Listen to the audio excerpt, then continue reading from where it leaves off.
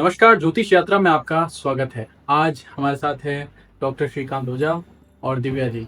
बहुत बहुत स्वागत है आपका हमारे इस नए पॉडकास्ट में। धन्यवाद। अब सर अभी इंस्टाग्राम और यूट्यूब पे बहुत सारी हलचल है शनि ग्रह को लेकर, क्योंकि ऐसा सुनने में आया कि 29 मार्च को शनि ग्रह ने राशि परिवर्तन किया है।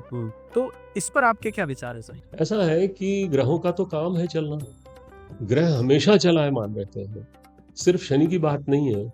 हमारे हिंदू शास्त्रों के अनुसार, ज्योतिष शास्त्र के अनुसार 9 ग्रह हैं, 9 के 9 ग्रह लगातार चलते रहते हैं। कभी सीधी दिशा में, कभी कुछ ग्रह जो हैं वो उल्टी दिशा में भी चलते हैं, और जिनको हम रेट्रोग्रेड होना कहते हैं।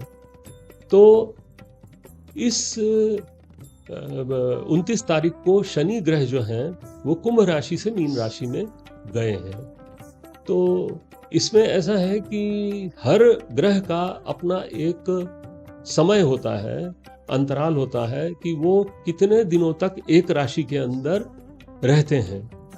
हर ग्रह जब आगे चलता है तो राशि के एंट्रेंस पॉइंट से लगा के उसके एग्जिट पॉइंट तक राशि का जो स्प्रेड होता है वो 30 डिग्री का होता है। तो राशि में एंटर होते हैं 0 डिग्री पे और एग्जिट होते हैं 30 डिग्री पे, निकलते हैं उससे। तो अलग अलग ग्रह अलग अलग गति से घूमते हैं और उनका अलग अलग समय अंतराल एक राशि में व्यतीत होता है। तो इन सबों में जैसे कि सूर्य है, चंद्रमा है, चंद्रमा तो फास्टेस्ट ग्रह है, सबसे तेज चलने वाले, 2.25 दिनों में एक राशि आगे चले जाते हैं। सूर्य 1 महीना रहते हैं। इसी प्रकार से सूर्य के पास रहने वाले ग्रह जैसे बुध है, शुक्र है, ये थोड़ा सा सूर्य के आगे पीछे ही चलते हैं, तो इनको भी प्रायः 1 महीना मान सकते हैं एक राशि में। मंगल जो है वो लगभग 1.5 महीने रह जाते हैं, और इसी प्रकार गुरु जो है वो लगभग 1 वर्ष रहते हैं, 13 महीने। लेकिन शनि जो है वो एक राशि में 2.5 बरस रहते हैं, और गोचर में सारे राशियों का चक्कर लगाने में वो 30 वर्ष लगाते हैं। इसीलिए अगर आप ध्यान हो तो समाज में हम बात करते हैं कि कोई व्यक्ति रिटायर होता है तो उसको कहते हैं षष्ठी पूर्ति हो गई उसकी, 60 वर्ष। उसके जीवन में उसने अपने जीवन काल में शनि के 2 टोटल राउंड्स देख लिए। आप उसके मिलान करोगे तो उसके जो जन्म के समय शनि जिस राशि में बैठे थे, उसके रिटायरमेंट के, यदि रिटायरमेंट का उम्र उस जगह 60 वर्ष है तो रिटायरमेंट में भी उसी जगह पे शनि मिलेंगे आपको। शनि जो है एक तो कि बहुत पावरफुल ग्रह है और साथ में न्याय के देवता है। शनि कभी भी किसी को कुछ देते नहीं है। जो कर्म आप करेंगे शनि उसके अनुसार आपको फल लौटाते हैं। ये बड़ा महत्वपूर्ण है। इसलिए शनि से डरने की जरूरत नहीं है, अच्छे कर्म करने की जरूरत है। तो शनि चूंकि एक राशि में 2.5 बरस तक विचरण करते हैं, इसलिए उनका प्रभाव बहुत अधिक महसूस होता है। इसीलिए शनि के राशि परिवर्तन का थोड़ा सा लोग ज्यादा महत्व देते हैं।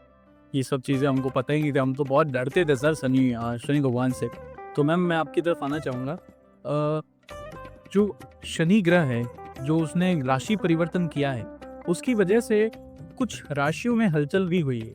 उसी वजह से कुछ राशियों में ऐसा लगता है कि उनके मन में डर है कि मेरी मीन राशि है, मेरी कुंभ राशि है।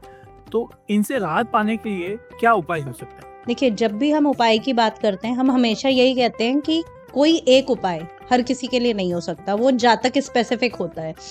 लेकिन जब हम बात कर रहे हैं शनि के उपायों की, तो पहली बात तो ये समझने की खाली शनि इफेक्ट नहीं डाल रहे हैं, बाकी भी तो ग्रह अपना काम कर रहे हैं जो आपकी कुंडली में बैठे हैं या गोचर में।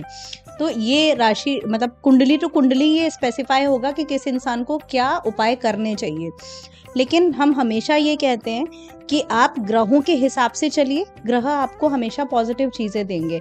तो शनि ग्रह के जब हम उपायों की बात करते हैं तो कुछ प्रैक्टिकल उपाय हैं जो हम सबको करने चाहिए।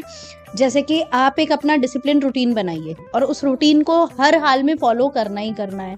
दूसरा, अपने आज के काम को कल पर मत टालो। हमेशा आज जो करना है अभी करना है, ख़त्म करो काम और फिर अगले दिन के लिए अगले काम तैयार करो। तीसरा, हनुमान चालीसा का पाठ सबसे अच्छा उपाय है। इसकी कई किंवदंतियाँ भी हैं। तो हनुमान जी जो हैं वो हमेशा, हनुमान जी के भक्तों पे कभी भी शनि ग्रह जो है वो कुदृष्टि नहीं रखते हैं, उनको हमेशा सपोर्ट करते हैं।